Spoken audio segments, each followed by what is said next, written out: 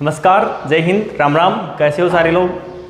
तो काफ़ी दिनों के बाद में आपसे मिलने का मौका मिला है। थोड़ी पीछे टेक्निकल प्रॉब्लमों के कारण आगे हम नहीं पढ़ पाए, इसलिए आज हम आगे पढ़ेंगे। और पीछे का जो वीडियो था उसमें हमने राजस्थान, पश्चिमी राजस्थान, हम राजस्थान के भौतिक प्रदेश पढ़ रहे थे और उसमें हमने एक भौतिक प्रदेश कंप्लीट किया था जिसका नाम था उत्तरी पश्चिम मरुस्थलीय प्रदेश। तो उत्तरी पश्चिम मरुस्थलीय प्रदेश में ही कुछ खास बातें होती हैं, कुछ शब्दावलियाँ होती हैं जिनसे हर एग्जाम में पूछ जाते हैं। और वो हर एग्जाम में, जैसे पटवारी हो, राजस्थान पुलिस हो, फर्स्ट ग्रेड हो, सेकंड ग्रेड हो, रेट आने वाली है, एसआई हो, जितनी भी हर लेवल की एग्जाम होती हैं उन एग्जामों में इनसे क्वेश्चन पूछे हैं।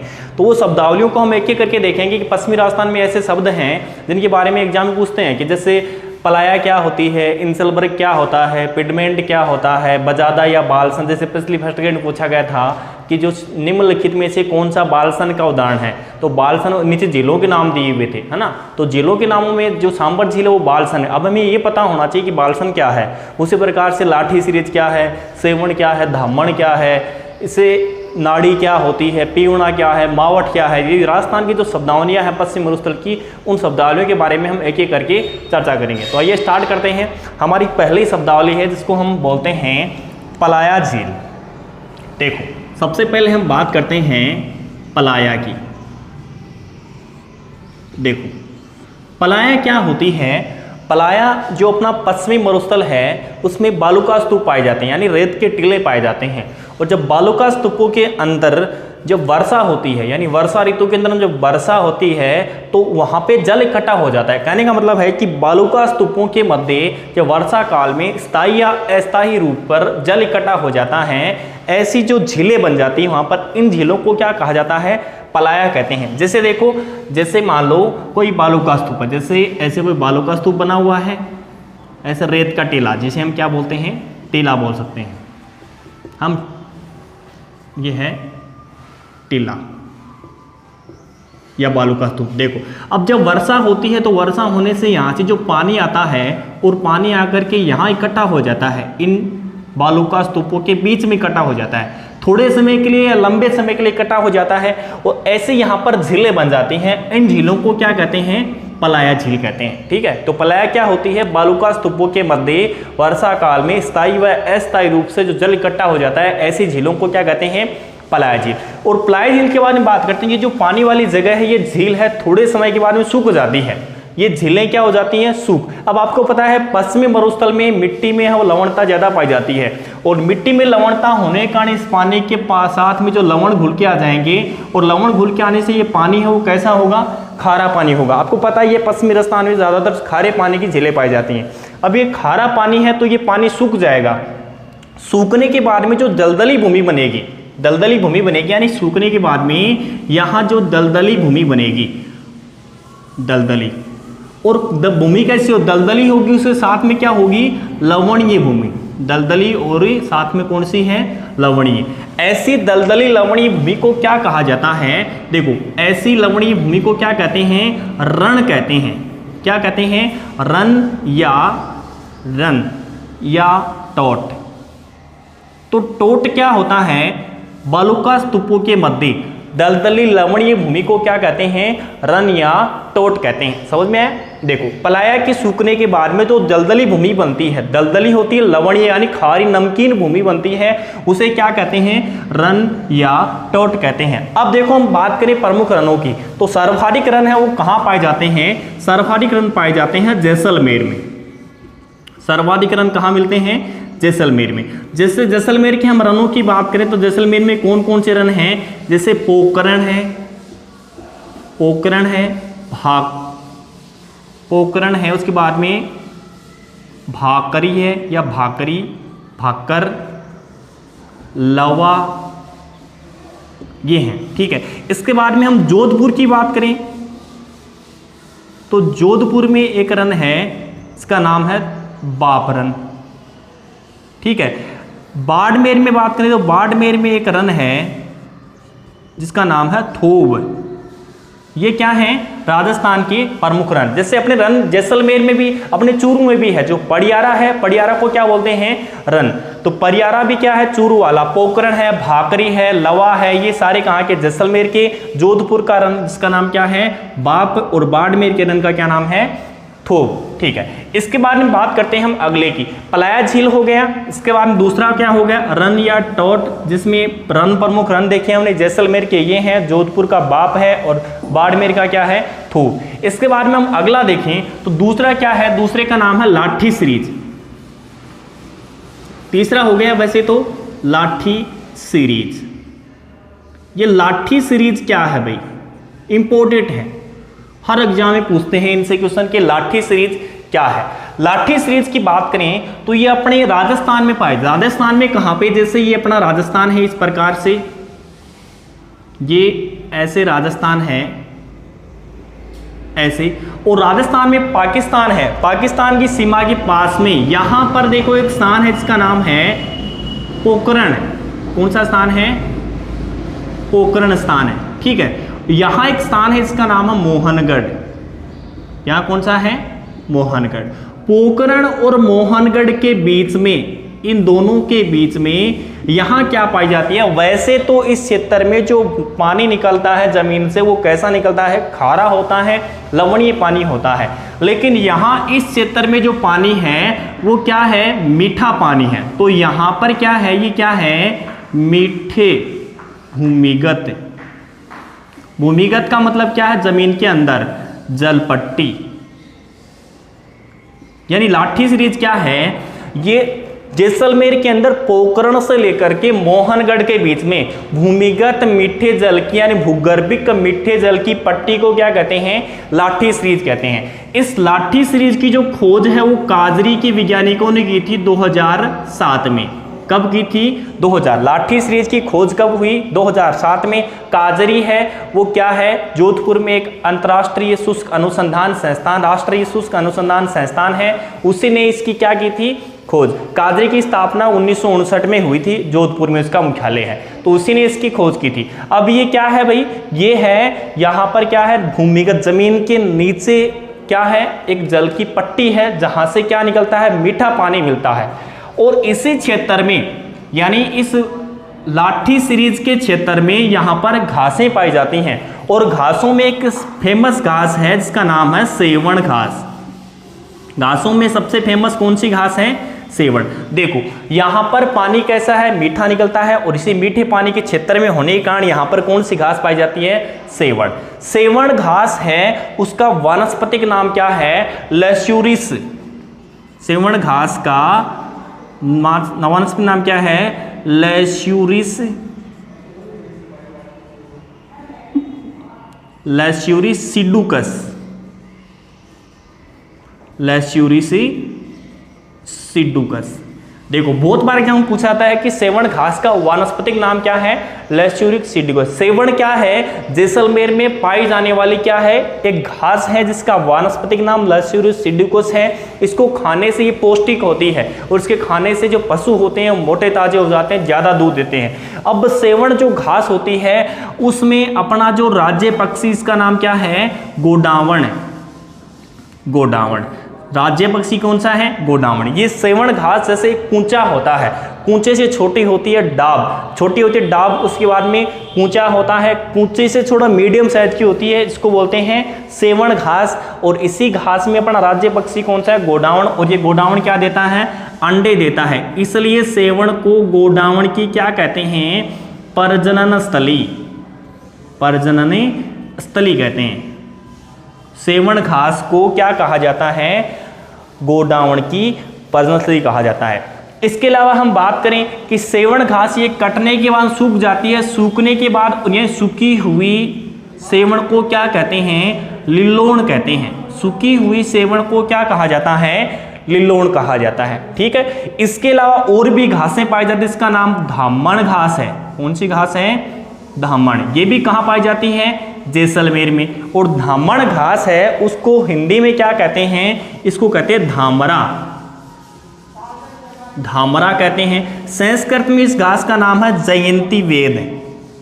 संस्कृत में नाम क्या है इसका, जयंती वेद। ये जो घास है ये भी जैसलमेर में पाई जाती है और इसका जो उपयोग है वो आदिवासी लोग हैं वो घाव भरने के लिए करते हैं। जैसे हम बच्चे थे तो कहीं लग जाती थी, हम माचिस को छील के उस पर लगा लेते थे, वैसे ये क्या करते हैं, इस धामण घास को पीस करके, आदिवासी लोग हैं धामण घास को पीस करके घाव पे लगा लेते हैं, इसलिए नाम क्या है, धामण घास। धामण को हिंदी में क्या कहते हैं, धामरा कहते हैं और संस्कृत में इसका नाम क्या है, जयंतीवेद। इसके अलावा जैसलमेर में और भी घासें हैं, जैसे धामण होगी, करत है, अंजन, मुराल,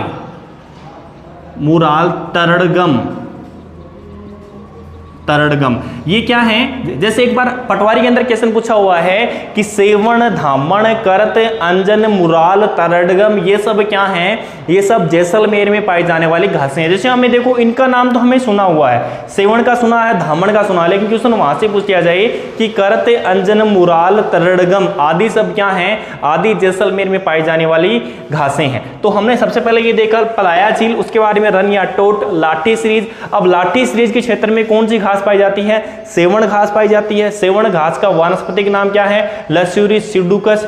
इसे गोडाउन की क्या कहते हैं, पर्जनस्थली कहा जाता है। कटी हुई सेवण को क्या कहते हैं, लिलोन कहते हैं। इसके अलावा दूसरी घास है, इसका नाम धामण है, हिंदी में इसे धामरा कहते हैं, संस्कृत में इसे जयंतीवेद कहते हैं। आदिवासी लोग हैं, क्या काम करते हैं, अपने घाव भरने को काम में लेते हैं। इसके अलावा करत, अंजन, मुराल, तरड़गम, ये सब क्या हैं, ये सब जैसलमेर में पाई जाने वाले घासें हैं। इसके अलावा देखो इसी जैसलमेर में ही एक यहाँ पर क्या है, कुआं है, जिसका नाम है चांदन नलकूप। क्या नाम है, चांदन नलकूप। चांदन नलकूप क्या है भाई, ये कहाँ पे है, ये जैसलमेर में है। कहाँ पे है भाई, ये जैसलमेर में। चांदन नलकूप कहाँ पे है, जैसलमेर में। ये क्या है, ये देखो लाठी सीरीज के क्षेत्र में आता है और लाठी सीरीज जमीन के अंदर भूमिगत मीठे जल की पट्टी है और वहां से अगर पानी निकाला जाएगा ट्यूबवेल की सहायता से तो वो पानी भी कैसा होगा, मीठा पानी होगा। ठीक है, अब यहां से जो पानी निकलता है वो कैसा है, मीठा। इसलिए इस यहाँ पर जो कुआं है इसका नाम है चांदन नलकूप और इस चांदन नलकूप को क्या कहा जाता है, इसको कहते हैं थार का घड़ा। थार का घड़ा। देखो चांदन नलकूप को क्या कहा जाता है, थार का घड़ा, क्योंकि घड़े में पानी कैसा ठंडा रहता है, मीठा रहता है। इसी प्रकार से इसमें चांदन नलकूप वहां से प्रतिदिन 2.5 लाख 2.30 लाख लीटर 2.30 लाख लीटर पानी निकलता है, वो भी कैसा, मीठा। इसलिए इसको क्या कहते हैं, थार का घड़ा। अब इसके पहले इसका नाम क्या था, इसका नाम वास्तविक नाम पूछा जाए तो इसका नाम पहले क्या था, चौहान। देखो आपको पूछा जाए कि चांदन नलकूप का वास्तविक नाम यानी पहले का नाम क्या था, चांदन नलकूप का वास्तविक नाम क्या है, चौहान नाम। ठीक है, इसके अलावा देखो हम आगे पढ़ते हैं, जैसे तो आगे हम देखते हैं अगला जो शब्दावली उसका नाम है इंसलबर्ग। ये इंसलबर्ग, देखो ये सबसे आजकल एग्जामों में इनसे ज्यादा क्वेश्चन आते हैं, इंसलबर्ग, इनसे ही क्वेश्चन आते हैं क्योंकि पलाया वगैरह ये सब पुरानी हो चुके हैं, ये मॉडर्न क्वेश्चन है, इनसे क्वेश्चन आते हैं। अब ये इंसलबर्ग क्या होता है, देखो जैसे थार का मरुस्थल है, अपना रेगिस्तानी भाग है, वहां मिट्टी है चारों ओर। रेगिस्तानी भाग में क्या है, सिर्फ मिट्टी है और उन मिट्टी में अगर कोई चट्टान मिल गई, जैसे कोई मरुस्थलीय भागों में क्या है, कोई खड़ी चट्टान है, ये क्या है, चट्टान, ये है चट्टान। देखो मरुस्थलीय भागों में कोई खड़ी चट्टान है। अब देखो चट्टान है तो जब वर्षा होगी, भाग कैसा है, मरुस्थलीय भागों में कोई खड़ी चट्टान है और चट्टान है तो उस चट्टान को क्या कहा जाता है, इंसलबर्ग कहा जाता है। यानी परिभाषा क्या हो जाएगी, मरुस्थलीय भागों में पाई जाने वाली तीव्र ढाल वाली खड़ी चट्टानों को क्या कहते हैं, इंसलबर्ग कहते हैं। मरुस्थलीय भागों में पाई जाने वाली तीव्र ढाल वाली खड़ी चट्टानों को क्या कहा जाता है, इंसलबर्ग। याद रखिए। अब देखो ये इंसलबर्ग है, जब वर्षा होगी तो इन्हीं पर पानी तो आएगा, जब वर्षा होगी तो इन पे क्या होगा, पानी आएगा और वो पानी ऊपर तो इकट्ठा रह नहीं सकता, इसलिए वो पानी क्या जाएगा, नीचे। तो इंसलबर्ग से यहाँ से जो पानी आएगा नीचे, इस प्रकार से जो पानी नीचे आएगा वो आगे जाकर मरुस्थलीय भागों में इकट्ठा हो जाएगा। यानी यहाँ पर जाके क्या हो गया, ये पानी इकट्ठा हो गया, यहाँ से गया और यहाँ जाके क्या हो गया, ये पानी आगे जाके क्या हो गया, इकट्ठा। भाग कैसा है, मरुस्थलीय भाग है। इंसलबर्ग क्या है, मरुस्थलीय भागों में तीव्र ढाल चट्टान, यहाँ से जो पानी आगे गया है वो आगे जाके क्या हो गया, इकट्ठा हो गया। तो देखो 2-3 नाम है। यहाँ पर जो पानी इकट्ठा हुआ है, ऐसे पानी को क्या कहते हैं, यहाँ पर जो झील बनी है ऐसी झील को कहते हैं बालसन, इंपोर्टेड है, ठीक है। या इसका दूसरा नाम क्या है, बजादा। देखो बालसन या बजादा क्या है, पलाया तो क्या होती है, जो टीलों से रेत के यानी टिब्बा से पानी आके इकट्ठा हो जाओगे बहुत के कहलाओगे पलाया, ठीक है। अगर कोई चट्टान है भी, चट्टान से पानी इकट्ठ हो जाके आगे मरुस्थलीय भाग में इकट्ठ हो जाओ वो क्या कहलाओगे, बालसन। जैसे पिछली बार फर्स्ट ग्रेड की जो एग्जाम लगी थी उसमें एक क्वेश्चन पूछा गया था कि निम्नलिखित में से बालसन का उदाहरण है, और नीचे उसके क्या दिए थे, झीलों के ऑप्शन दिए हुए थे। तो ऐसी कौन सी झील है जो पर्वतीय भागों से है, तो मरुस्थलीय भाग में और पर्वतीय भागों से पानी आता है, तो ऐसी कौन सी झील है। देखो इसका उदाहरण कौन सा है, इसका उदाहरण हो जाएगा सांबर झील। अपनी जो सांबर झील है वो किसका उदाहरण है, बालसन या बजादा का। और जो जैसलमेर वाली बुज झील है, जैसलमेर वाली कौन सी, बुज, और वो बुज झील किसका उदाहरण है, पलाया का अच्छा उदाहरण है। सबसे बड़ा बालसन का उदाहरण कौन सी है, सांबर झील। और सांबर झील आपको पता ही है, वैसे तो जयपुर में आती है, वैसे 3 जिलों की सीमा पर है, ठीक है।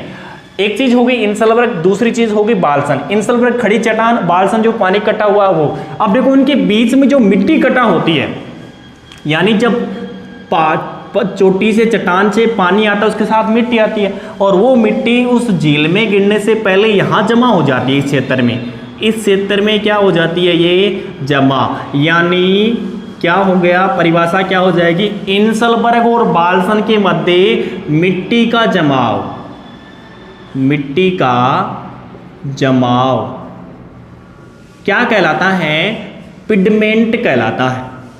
इंपोर्टेड है, शब्दावलियां बहुत इंपोर्टेंट है, पिडमेंट। देखो 3 चीजें हमने पढ़ी, इंसलबर्ग, बालसन। और बालसन यानी झील, ये झील ही होती है एक तरह की। इंसलबर्ग और बालसन के मध्य जो मिट्टी जमा होती है, ऐसे मिट्टी के मैदानों को क्या कहते हैं, पिडमेंट कहते हैं। तीनों चीजें इंपॉर्टेंट हैं, इंसलबर्ग, पिडमेंट और बालसन या बजादा। फर्स्ट ग्रेड में क्वेश्चन पूछा हुआ है कि निम्नलिखित में बालसन का उदाहरण है, तो बालसन पहले पता होना चाहिए कि बालसन क्या है ना। और बालसन का उदाहरण कौन सी झील है, सांबर झील, ठीक है। आगे देखो, आगे शब्दावली में चलते हैं। अगले का नाम है पीवणा। पीवणा, देखो पीवणा क्या होता है, मरुस्थलीय भागों में अपना जो पश्चिमी मरुस्थल है उस भाग में क्या पाया जाता है, एक जहरीला सरप पाया जाता है।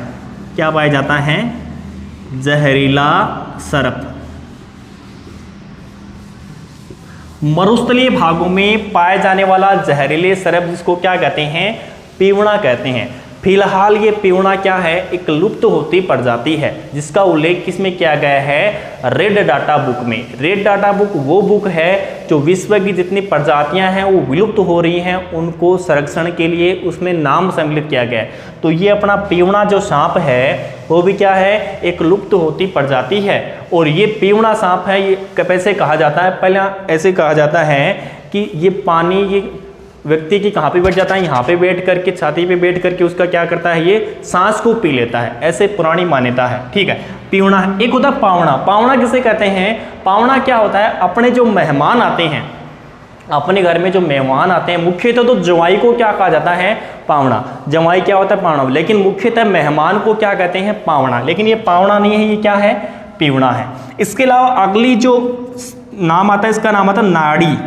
नाड़ी क्या होती है, देखो नाड़ी किसे कहते हैं, गांव के बाहर अपना जो गांव होता है, ये मान लो ये कोई गांव है, अपने बसे हुए गांव हैं, इन गांव के बाहर जब वर्षा का जल इकट्ठा होता है, गांव के बाहर यानी वर्षा का जल इकट्ठा होता है, वहाँ जो जल जाके इकट्ठा होता है, यानी गांव में जो दैनिक उपयोग करेंगे हम, यानी पशुओं को चराने के लिए, पिलाने के लिए, उपयोग के लिए, वर्षा के जल का गांव के बाहर क्या कर लेते हैं, संग्रहण कर लेते हैं। और वो संग्रहण क्या कहलाता है, नाड़ी। यानी गांव के बाहर वर्षा के जल का संग्रहण करना क्या कहलाता है, नाड़ी।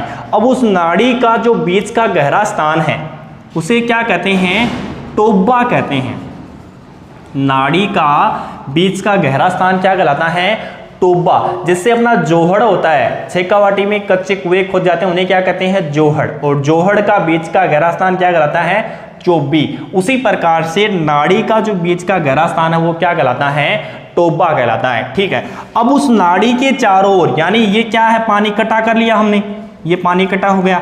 अब इसके चारों ओर क्या बना दिए जाते हैं, छोटे छोटे कुएं बना दिए जाते हैं। कुएं क्यों बनाए जाते हैं, क्योंकि नाड़ी का पानी रिस के कहाँ जाएगा, कुओं में, और कुओं से हम उस पानी को क्या कर लेंगे, वापस बाहर निकालेंगे। यानी वर्षा के जल का पुनः उपयोग हेतु, वापस उपयोग हेतु उसके चारों ओर छोटे छोटे क्या बना दिए जाते हैं, कुएं। और ऐसे कुओं को क्या कहते हैं, बेरी कहते हैं। ऐसे कुओं को क्या कहा जाता है, बेरी। तो नाड़ी क्या होती है, वर्षा के संग्रहण, गांव के बाहर वर्षा का जो संग्रहण, वर्षा जल का संग्रहण किया जाता है उसे क्या कहते हैं, नाड़ी। नाड़ी का बीच का गहरा स्थान क्या कहलाता है, टोबा। और नाड़ी के चारों ओर वर्षा के जल के पुनः उपयोग हेतु जो क्या बनाए जाते हैं, कुएं बना जाते हैं, उनको क्या कहते हैं, बेरी। ठीक है। इसके अलावा देखो एक शब्दावली और है जिसका नाम है मावट है। क्या है, मावट। ये मावट क्या होती है, देखो मावट क्या होती है, अपने जो शीतकाल में वर्षा होती है, शीतकाल में राजस्थान में जो शीतकाल में होने वाली वर्षा है उसको क्या कहते हैं, मावट। अब ये मावट क्यों होती है, कैसे होती है, ये हम आगे पढ़ेंगे जब राजस्थान का मानसून पढ़ेंगे। तो शीतकाल में होने वाली वर्षा, शीतकाल में होने वाली वर्षा क्या कहलाती है, मावट कहलाती है। इसके अलावा देखो ये मावट होती है वो कौन सी फसल के लिए लाभदायक होती है, रबी की फसल के लिए। कौन सी फसल के लिए, रबी की फसल के लिए लाभदायक होती है। और रबी में सर्वाधिक किसके लिए होती है, गेहूं के लिए। रबी में ये सर्वाधिक किसके लिए प्रसिद्ध होती है, गेहूं के लिए। ठीक है। तो ये जो मुख्य शब्दावलियां हैं इनसे क्वेश्चन पूछे जाते हैं, पूछे भी गए हैं, आगे भी पूछे जाते रहेंगे क्योंकि ये इंपॉर्टेंट है। ये क्रीम है टॉपिक की, ये क्या है, क्रीम। अब देखो जैसे हमने सबसे पहले पढ़ा, हमने पलाया, उसके बाद में रन या टोट पढ़ा, फिर हमने लाठी सीरीज पढ़ी, फिर हमने इंजलबर्ग, बालसन, बजादा, उसके बाद में पीवड़ा है, नाड़ी है और मावट है। ठीक है। तो ऐसे जो क्वेश्चन हैं उनको लगातार पढ़ते रहना चाहिए क्योंकि हर एग्जाम में आप पीछे के पेपर उठाओगे देखोगे इनमें से कुछ ना कुछ आपको जरूर देखने को मिलेगा। ठीक है। वीडियो को देखो तो बिना स्किप के पूरा देखो, क्योंकि पूरा नहीं देखोगे तब तक आपको पता नहीं चलेगा कि इसमें आगे क्या पढ़ाया गया है, क्या पूरी और इतनी डिटेल से बताया गया है कि नहीं बताया गया। इसलिए रिक्वेस्ट है कि वीडियो को पूरा देखो, स्किप करके ना छोड़े, 1 मिनट 2 मिनट देख करके ना छोड़े। ठीक है। थैंक यू सो मच, धन्यवाद।